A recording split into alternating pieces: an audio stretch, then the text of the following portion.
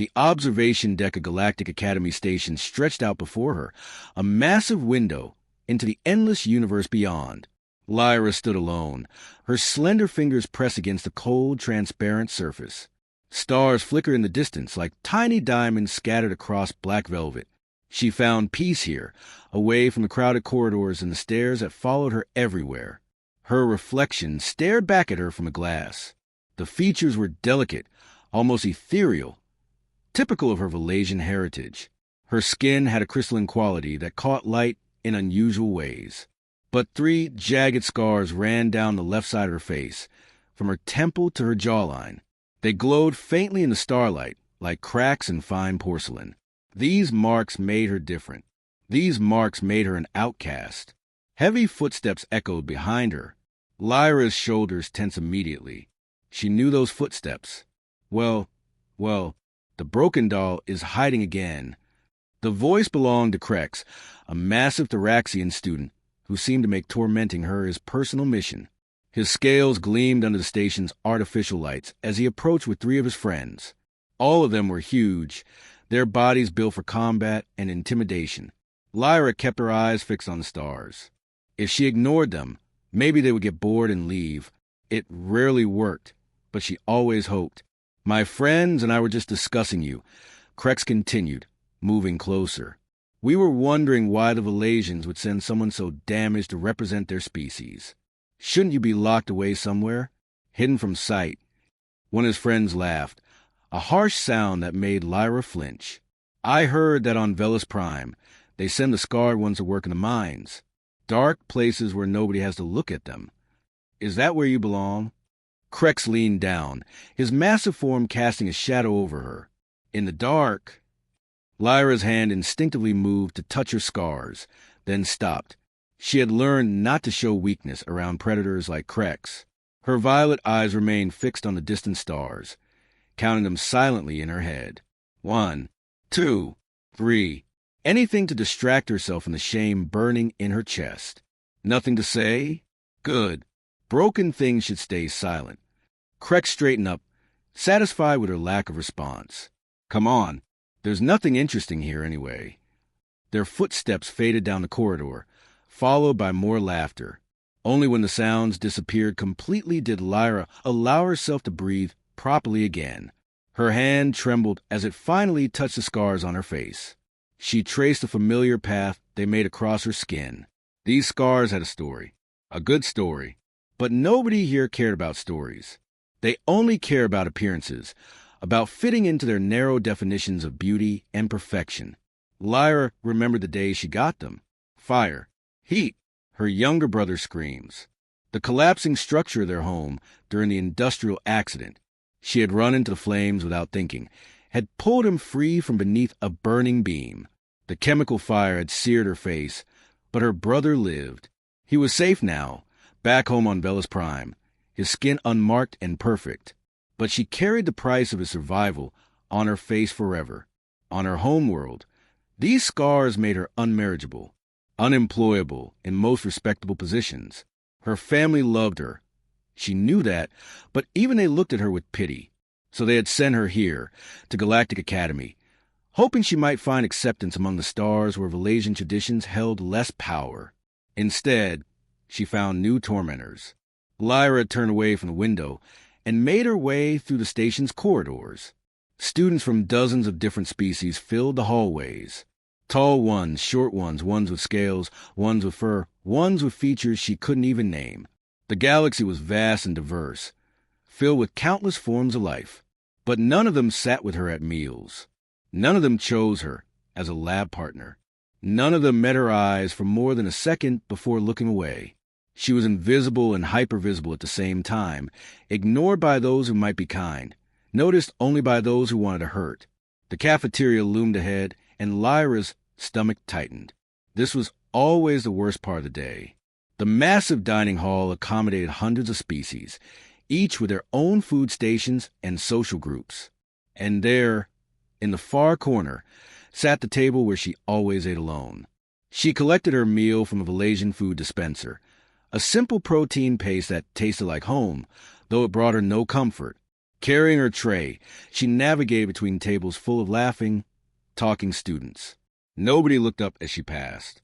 Nobody waved her over. Her table waited in the corner, empty chairs surrounding it like a moat. She set down her tray and sat, keeping her eyes on her food. If she didn't look up, she could pretend the emptiness around her was a choice rather than a sentence. Lyra ate mechanically, tasting nothing. Around her, the cafeteria buzzed with life and energy. Friends made plans. Study groups formed. Social bonds strengthened. And she sat alone, marked and forgotten, wondering if anywhere in a vast galaxy there might be a place where scars told stories instead of lies, where survival was celebrated instead of scorned. She didn't notice a human student watching her from across the room, didn't see the way his expression shifted from curiosity to recognition to something else, something that looked almost like determination. Tomorrow, things would begin to change. But tonight, Lyra finished her meal in solitude and returned to her quarters, where the walls were blank and the silence was complete. Giant sat in the human section of the cafeteria, his datapad open to a xenobiology assignment he was not really reading. His eyes kept drifting across the room to the lone figure in the corner, the Valasian girl with the scars. She ate slowly, mechanically, her head down as if trying to disappear into herself. He had noticed her before. It was impossible not to, not because of her scars, but because of the deliberate emptiness around her. In a cafeteria packed with hundreds of students, she sat in a bubble of isolation that nobody dared cross. "Stop staring," Doyen said, nudging him with an elbow. "You are making obvious." "Making what obvious?" "That you are thinking about doing something stupid." Doyen knew him too well. They had been friends since Earth, both accepted the academy on the same scholarship program. "Giant, I recognize that look. That is your hero complex look." "I do not have a hero complex." "You absolutely do. Remember when you tried to break up that fight between the Xandrian seniors? You ended up in medical for 2 days." Jihin closed his datapad. "Someone should talk to her. She is always alone." "There is probably a reason for that." Yunji chimed in from across the table. She was the practical one in their group, always thinking 3 steps ahead. "The Valasians have complicated social rules. Maybe being scarred means something in their culture. Maybe we should not interfere. Or maybe," Jihin said quietly, "she is just lonely and everyone is too afraid to find out." He picked up his tray and stood. Doyen grabbed his arm. "Do not. Seriously. Krex and his group already think humans are weak. If you start defending someone they target, it will get worse for all of us." Jihin gently pulled his arm free. "Then it gets worse." He walked across the cafeteria, aware that several students were watching. The human section went quiet. By the time he reached the corner table, he could feel dozens of eyes on his back. The Valasian girl did not notice him at first. She was focused on her meal, her long silver hair falling forward to hide her face. "Is this seat taken?" Giant asked in Galactic Standard. Her head snapped up, violet eyes wide with shock. Up close, he could see the scars clearly. They were not ugly. They were just marks, lines that caught the light differently than the rest of her crystalline skin. He saw something else too. Surprise mixed with fear, as if kindness was the last thing she expected. "I know, but..." She glanced around nervously. "You should not sit here." "Why not?" "Because nobody does." She said it simply, as if it were an unchangeable law of the universe. Giant set his tray down and pulled out the chair. "Well, now someone is..." For a long moment, she just stared at him. He could see her mind working, trying to understand why a human student would break the unspoken rules. Finally, she looked down at her food and resumed eating, her movements cautious. They ate in silence. Giant did not force conversation. He simply sat with her, treating her like any other student in the cafeteria. When he glanced up, he caught Doyen's worried expression from across the room. Yunji shook her head slowly, as if disappointed but not surprised. Near the entrance, he saw Krex watching. The Thoraxian's expression was unreadable, but Giant knew he had been noticed. He had just painted a target on himself. The next day, Giant found the girl in the library. She was studying alone at a table in the back corner, surrounded by data pads displaying Malaysian script. He took the seat across from her, without asking. She looked up, that same expression of confused surprise. "You are back." "I study better with company," he lied. "I am Jaihin, by the way. Human, obviously." "Lyra." Her voice was soft, musical. "Malaysian, also obviously. Nice to meet you, Lyra." They studied together for an hour. Sometimes Lyra would explain concepts from her culture's mathematics that Jaihin struggled with. Sometimes he would share human approaches to problem solving. It felt natural, easy. When other students passed their table, they whispered and stared, but neither Jaihin nor Lyra acknowledged them. This pattern continued for days. Cafeteria, library, study halls. Wherever Lyra went, Jaihin eventually appeared. He never made a big deal of it, never acted like he was doing her a favor. He just showed up. "Why are you doing this?" Lyra finally asked one evening in the observation deck. They had both ended up there independently, or so Jaihin claimed. "Doing what?" "Being kind to me. Nobody is kind to me." Jaihin thought about his sister Minji back on Earth, about the scars on her arms and neck from the house fire, about the kids at school who had called her names, about how alone she had felt until someone, a teacher, a friend, anyone, had shown her kindness. "You remind me of someone," he said. "Someone brave who people treated badly for no good reason." "I am not brave." "You saved your brother from a fire." "That sounds brave to me." Lyra's eyes widened. "How did you know that?" "I asked around. People talk." He looked at her scars directly, without flinching or looking away. "These came from something honorable. On Earth, we would call you a hero." Tears formed in Lyra's violet eyes. "On my world, they call me damaged." "Then your world is wrong." The words hung between them, simple and absolute. Lyra wiped her eyes quickly, embarrassed by the emotion. But for the first time since arriving at the academy, she felt something shift inside her chest, something that felt almost like hope. "Thank you," she whispered. "For what?" "For seeing me, actually seeing me." Jaihin smiled. "You are pretty hard to miss." Down the corridor, Krex watched this exchange from the shadows. The human was becoming a problem, a real problem. It was time to remind everyone of the proper order of things. Time to teach the human and the scarred Malaysian a lesson they would not forget. He turned and walked away, already planning. The cultural festival was coming. That would be the perfect opportunity. Public, humiliating, final. In the observation deck, Jaihin and Lyra continued talking, unaware of the storm building around them. For now, in this moment, there was just two people from different worlds finding unexpected friendship among the stars. Sometimes that was enough. Sometimes that was everything. The announcement came during morning assembly. Director Velness stood at the podium, his translator device converting his words into dozens of languages simultaneously. The annual cultural festival will take place in 3 days. Each species will select one representative to present their culture and traditions. Jaihin sat with the other human students, only half listening. These festivals were always the same.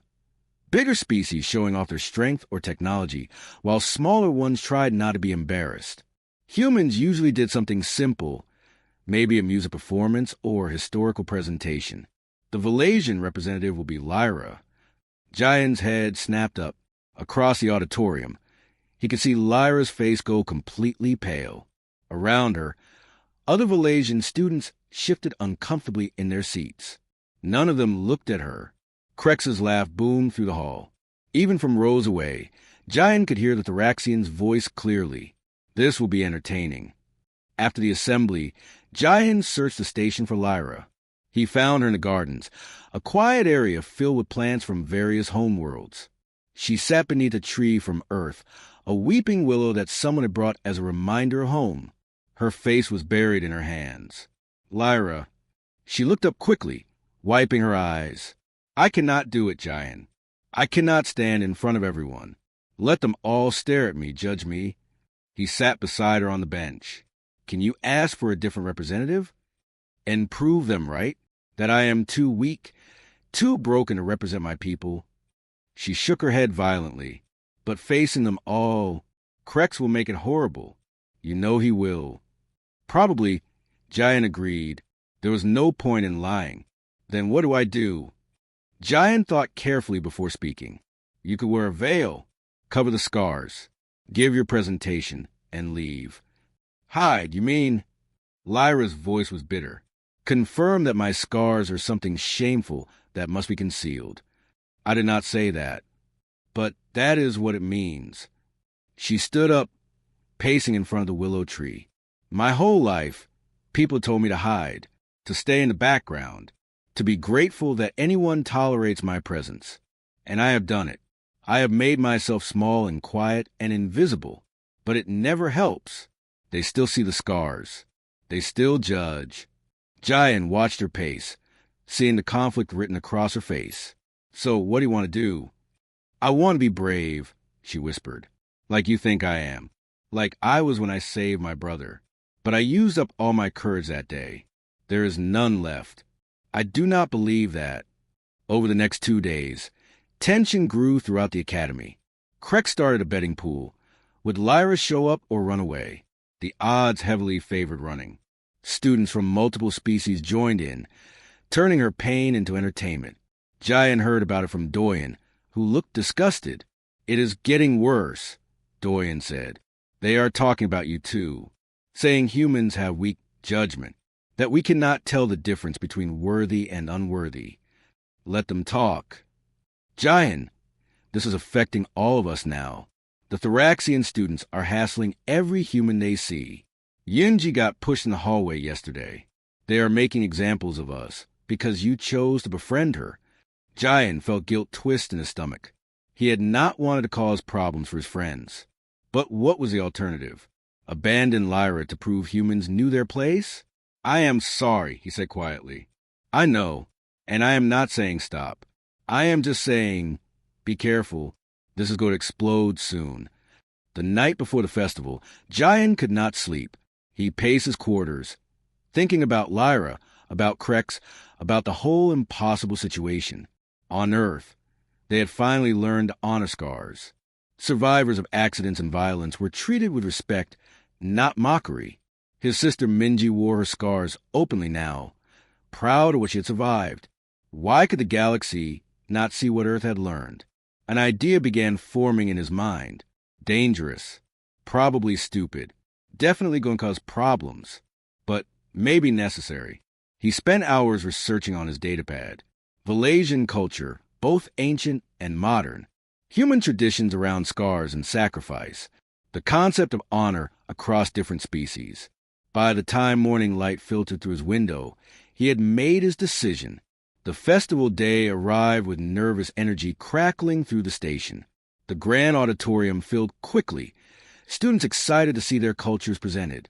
Or, in many cases, excited to see Lyra humiliated. Jihin sat with a human delegation, but his eyes stayed fixed on the Valasian section. When Lyra appeared, his heart sank. She wore traditional silver robes that were beautiful, but a translucent veil covered her entire face. She had chosen to hide.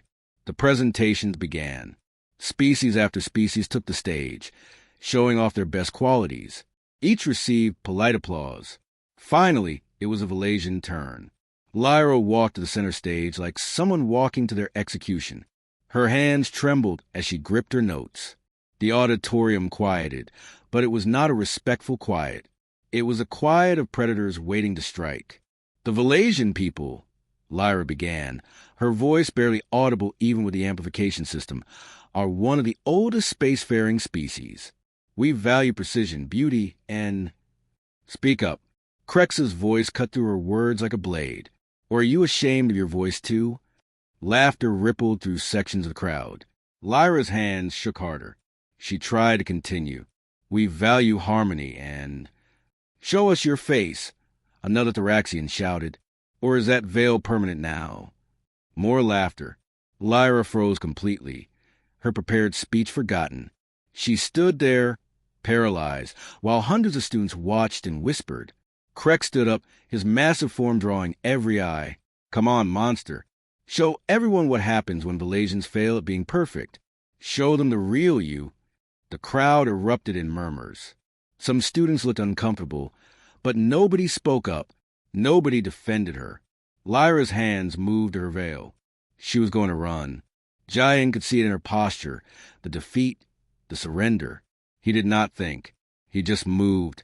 Jayan stood and walked toward the stage.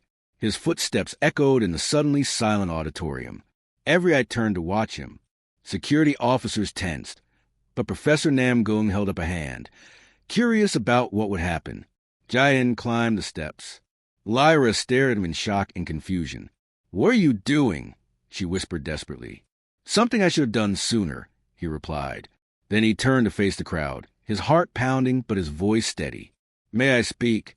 Director Velness looked confused, but he nodded slowly. The entire auditorium held its breath, waiting to see what the human would do. Jayan faced the crowd. Hundreds of alien faces stared back at him, some curious, some hostile, most just waiting for entertainment. He swallowed his fear and spoke clearly. "I am human. My species is new here. We have only been traveling the stars for a few decades. We do not have the Thraxian strength or the Valasians' ancient culture, or the Xandrians' advanced technology." "Then sit down," Krex called out. "You are wasting our time." "No." Jayan's voice grew stronger. "Because we have something you seem to have forgotten. On Earth, we honor scars. Warriors who survived battles. Firefighters who ran into burning buildings.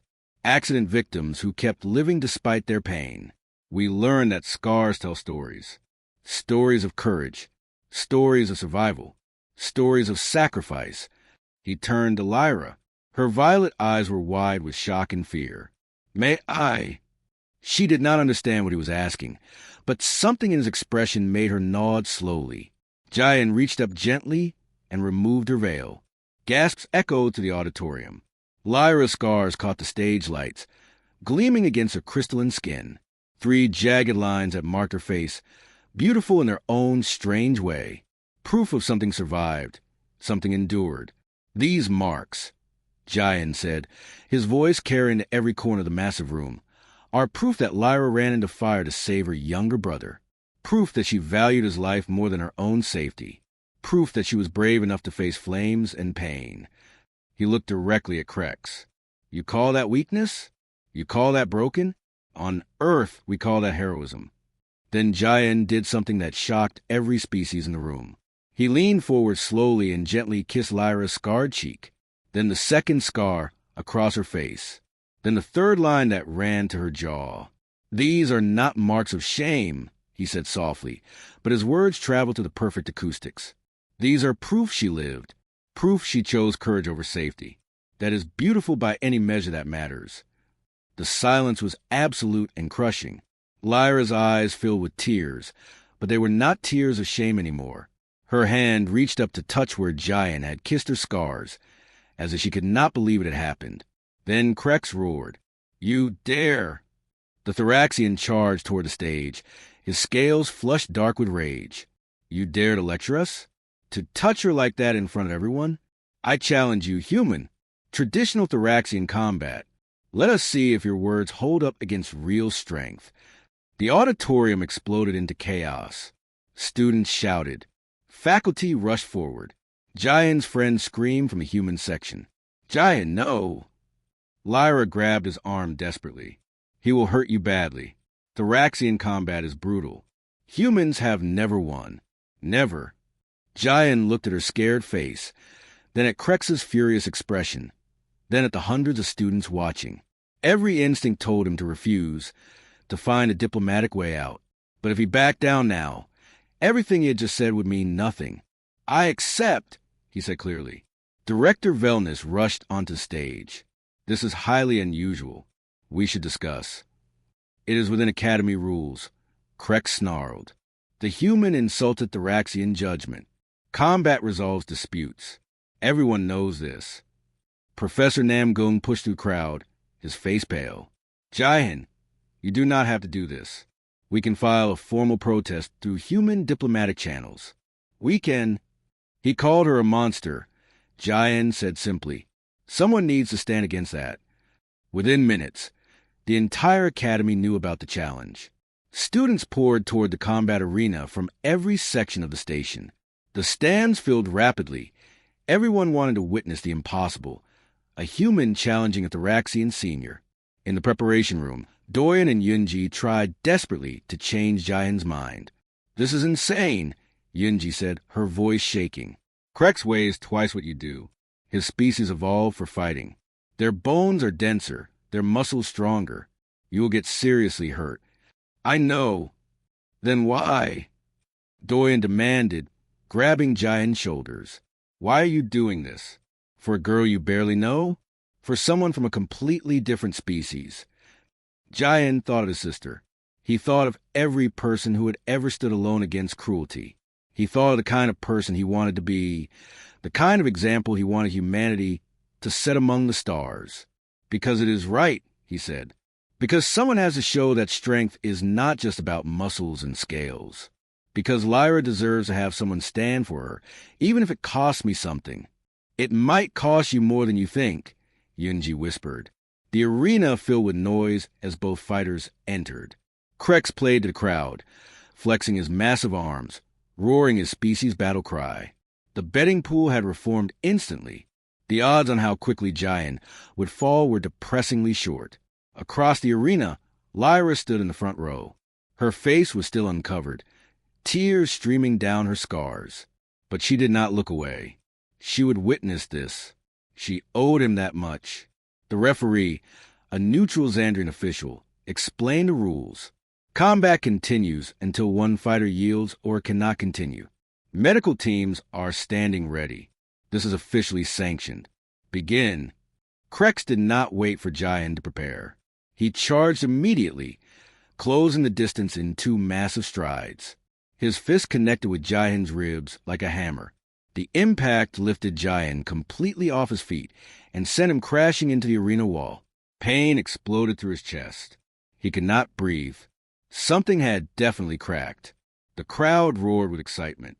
Jian struggled to his feet, gasping for air. Krex was already there. A backhand strike sent Jian sprawling across the floor. Blood filled his mouth. His vision blurred. "Where is your honor now, human?" Krex taunted, standing over him. "Where is your courage?" Jian spat blood onto the arena floor. Then, slowly, painfully, he stood up again. Krex's expression shifted slightly. Surprise? Annoyance? He struck again. And again. Each blow was devastating. Each impact should have ended the fight. But Jian kept standing. Every time Krex knocked him down, Jian got back up, slower each time, more painfully. His face swelled. His ribs screamed. Blood ran from his nose and mouth. But he kept rising. The crowd's cheers turned confused. This was not entertainment anymore. This was something else. Something uncomfortable to watch. "Stay down."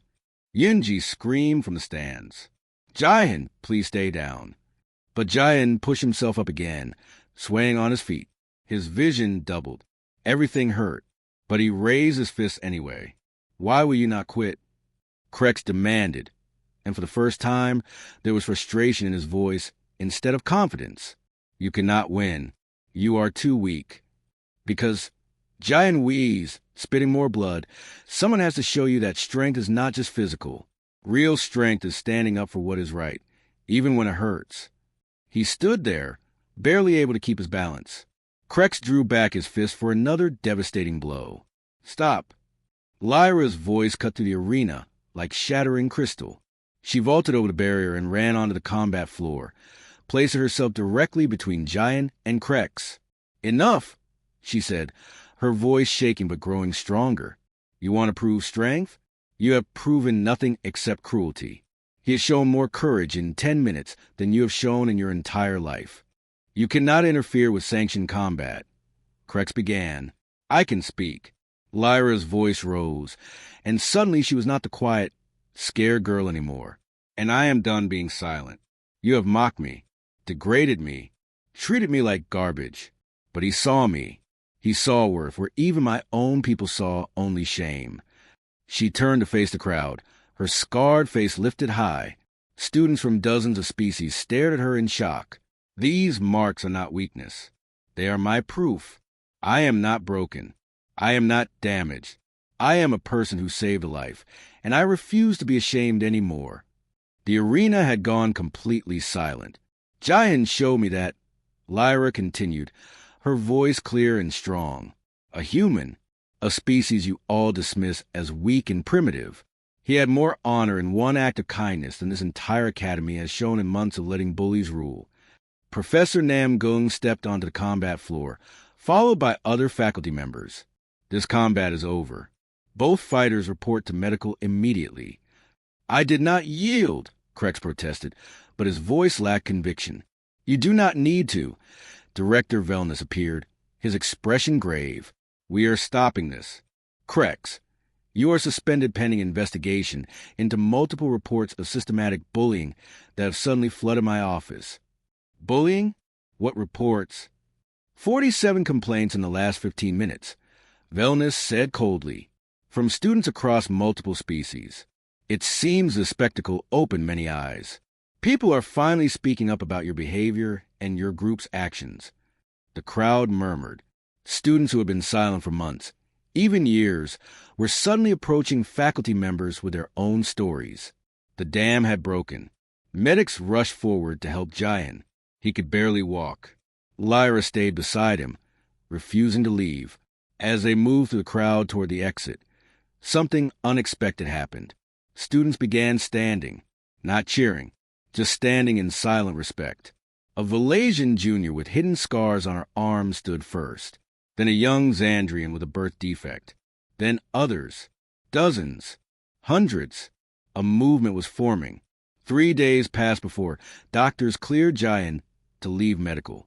Fractured ribs, broken cheekbone, severe bruising. The medical staff said he was lucky nothing worse had happened. Stubbornness kept you going, the doctor said. Very human trait. When Jayan finally returned to his quarters, his terminal was flooded with messages. Students from across the galaxy sharing their own stories of being bullied or rejected for being different. They called themselves Scars and Stars, celebrating differences instead of hiding them. Lyra visited him that evening. She wore no veil. Her scars caught the light openly. The director wants to see us, she said. There is someone important who came to the station. In Director Velness's office, they found a Valasian elder in ceremonial robes. The insignia marked her as a council ambassador. I am Ambassador Saris, the elder said. I traveled here as soon as I heard what happened. Lyra looked nervous. Ambassador, I can explain. Explain what? That you embodied values our people forgot long ago. Saris approached Lyra, studying her scars carefully. These marks. In ancient times, before we became obsessed with physical perfection, these would have made you Tvara, sacred guardian, one who sacrificed their own body to protect family. I did not know that, Lyra whispered. Few do. We buried our history under centuries of vanity and fear. Saris turned to Jayan. And you human, you reminded an ancient civilization of what truly matters. Not appearance, not perfection, but courage, sacrifice, and honor. I just did what felt right, Jayan said. Exactly. Your species has not yet learned to complicate simple truths. Sarah smiled. Perhaps that is your gift to the galaxy. Director Velness stepped forward. The Academy is implementing new policies. Anti-bullying protocols based partly on human ethical frameworks. Krex and his group have been expelled. We're also creating a diversity council led by students from all species. Lyra and Jayan have been nominated as co-chairs. Professor Namgung added. Jayan looked at Lyra. She looked back at him. Both smiled despite the pain it caused Jayan's swollen face. We accept, they said together. News spread beyond the Academy. The Galactic Council took notice. Earth's reputation shifted. Not the strongest species, not the most advanced, but possessing unique moral courage that influenced others. Weeks later, Jayan and Lyra stood in the observation deck. Their spot now. Students from multiple species had joined them, forming friendships across old boundaries. My brother sent a message, Lyra said, "He wants to meet you. He calls my scars warrior marks now." "That is good." "My mother apologized, said she was wrong to treat my scars as shame." Lyra touched her face gently. "Everything is changing." "Not everything," Jaihin said. "You are still the same brave person who saved her brother. And you are still the stubborn human who refused to stay down." They both laughed. Around them, the scars and stars group grew. Students who had been isolated for being different now found community. The movement spread to other academy stations, then to planets across multiple systems. On Earth, Jaihin's sister Minji watched news reports about her brother. She touched her own faded scars and smiled. Her brother had kept his promise, showing the galaxy that scars meant survival, meant strength, meant courage. She sent him a message. "You showed them what humans are made of. Proud of you. Your scarred sister who is not afraid anymore." In the council chambers light years away, ambassadors debated humanity's role in galactic culture. This young species was changing things through simple moral acts rather than weapons or technology. They remind us of principles we abandoned. One ambassador observed, "Perhaps we needed that reminder." In the observation deck, more students arrived. Different species, different backgrounds, different stories, united by believing that kindness mattered more than appearance. The end.